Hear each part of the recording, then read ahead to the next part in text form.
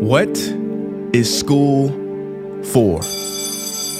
Feel free to call me slow, but I spent 16 years going to school, and I still don't know. When I finished, I didn't know how to do my own taxes, purchase a home, or apply for a loan. I didn't know a thing about investments, building credit, or getting a job. I graduated at the top of my class, and what did I have? This fancy diploma to sit at home with my mom. But luckily, they did teach me some important skills like factoring trinomials and how mitochondria is the powerhouse of the cell. I'm so happy I remember the Pythagorean theorem, because it helped me a lot. Okay, I'm lying. Let me stop. Because all the stuff they taught me, truthfully, I forgot.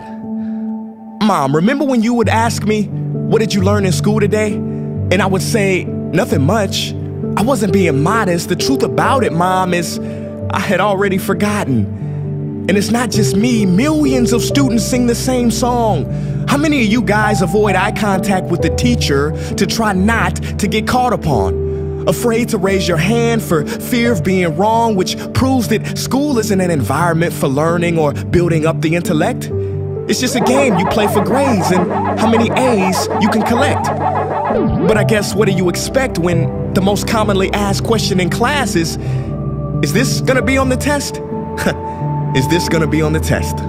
See, if school put learning instead of testing and memorizing as the top standard, then the letter F would not stand for failure. It would stand for find another answer. And if school was really interested in our personal and academic success, students would wake up later, have more freedom, and homework a lot less. And that's not my opinion. This conclusion has been scientifically tested and proven. And any teacher that doesn't believe me, feel free to check my works cited page to inspect. Oh, and I did it in MLA format because I know that's all you will accept. See, students would get more benefit from an extra hour of sleep than putting them through the torture of an extra essay, reading 150 pages, doing problems 1 through 60 on the worksheet, and having 3 projects due by the end of the week. Not only is it pointless pain, but it's also dim-witted, because we get so much work, but they don't teach the time management skills to deal with it. See, in school, we are controlled by bells. We have to learn in rooms with the feng shui of a prison cell. We have to ask permission to relieve bodily functions, but not before the teacher asks a million questions like, why didn't you go before class? I'm sorry, my bladder is kind of on its own schedule and it's not always timely. See, teachers always say, use your time wisely. But that never made sense to me. Because these 6 cruel hours of our lives we call school might literally be the worst use of time management ever in history. Think about it, the traditional teaching method is foolish. No, it's useless, multiplied by the square root of stupid. What they do is they cram information in your head, force feeding you, and then you throw it up on the test. That's not education, that's bulimia. And the more bulimic you are, the better you will do on their assessments. So it's no wonder why so many students graduate mentally and emotionally anorexic. See, school teaches you how to memorize dots. True education should teach you how to connect them. True education teaches you how to catch a fish. School teaches you, yeah, you caught the fish, but you didn't show your work, so it doesn't count. Throw it back. I'm just asking, what is school for? It's not education, that's just not true. If you still think that, you might be sniffing glue. See, the word education comes from the Latin root educe, meaning bring out, i.e. bring the gifts out of a person and make them viable. But school doesn't bring out much, it just stuffs more facts inside of you. Now some of that stuff is justifiable. We need reading, writing, and some arithmetic, that's fair. But are you telling me metamorphic and igneous rocks are more important than self-care?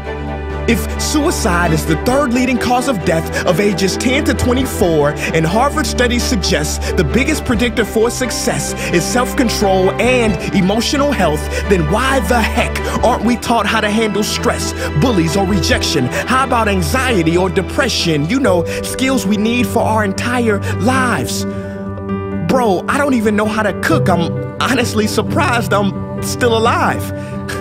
But hey, at least I can name all the battles that happened in the Civil War. Seriously, what is school for? Some say you need it to be successful, and that's something we do not doubt. But do you own a MacBook or iPhone? Did you know they both were created by a dropout? Are you watching this video on Facebook or YouTube? Doesn't matter which you choose. They both were created by dropouts. Ever use Snapchat, WhatsApp, shopped at Whole Foods? Well, thank a dropout. Does your home furniture come from IKEA? Okay, don't get the wrong idea. He was not a dropout. Don't be a fool. I mean, how could he drop out? Ingvar Kamprad, founder of IKEA, never even went to school. I know what you're thinking. He's just picking and choosing. There's millions who didn't go to school that aren't successful. Who is he fooling? And you're right. But open your history books and start perusing. You'll find the very people we idolize in school never really had formal and/or secondary schooling. I'm talking George Washington, Abe Lincoln. America's best presidents had zero school between them. Ben Franklin, Thomas Edison, shall I proceed? Ernest Hemingway, Mark Twain, Teddy Roosevelt, Margaret Mead. Now please, I'm not saying drop out, because some schools are great and many teachers are rare treasures. I'm saying that there's a difference between people who are smart and people who score better. I'm saying that your future is something that no test will ever measure, even if that test begins in 3 letters like SAT, ACT. It's BS if they say those determine your LIFE. No, your destiny is in your hands. You must shape it to be great.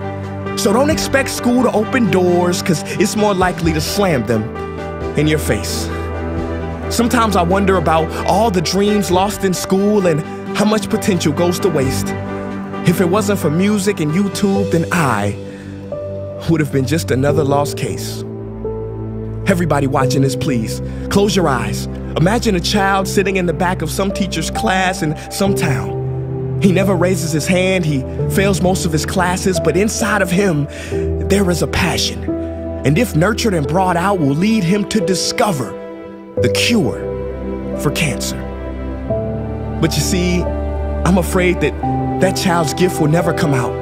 He will never win the Nobel Prize award because in class he was ignored and his worth was judged only by his scores.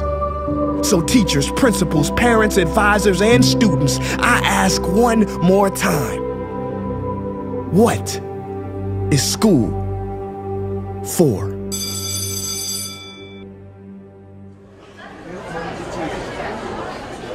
Hey guys, what's up? My name is Prince EA, and I want to thank you for watching that video. And now I just have one question left. What is school for?